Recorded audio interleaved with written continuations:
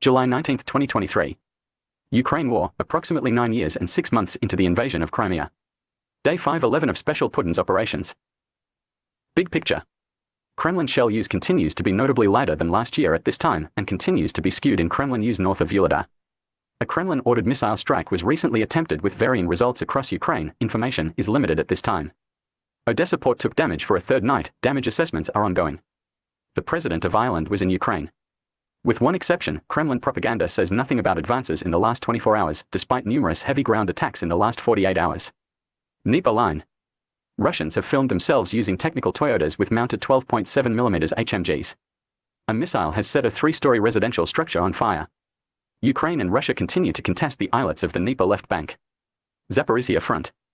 Fighting continues to be heavy immediately west of the Mokry Yoli. Neither side has reported changes in lines in at least 48 hours. East Front, Donetsk. Heavy fighting continued in Mariinka and Krasnohorivka. Kremlin troops took a coal mine facility using 7 vehicles and an estimated 60 to 160 infantry, with nearly 50% losses in equipment and troops. Heavy shelling and air strikes across the area. Bakhmut Area. Ukraine continues to make attacks both north and south of the city over the last 24 hours. After the numerous attempts to attack yesterday, the Russians have so far not been reported as having made further attempts in the last 24 hours. Oskil border front.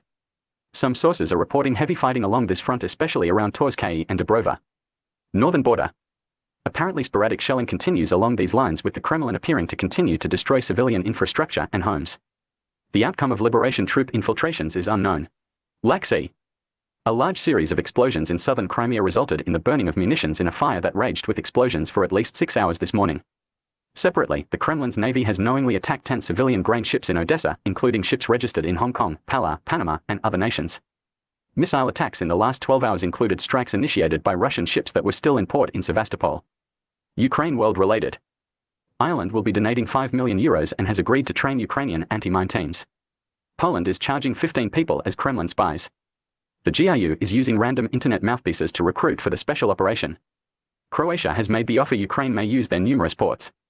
In addition to a $1.6 billion package announced yesterday, the US has announced it is already preparing another $400 million in various munitions. We aim to bring more.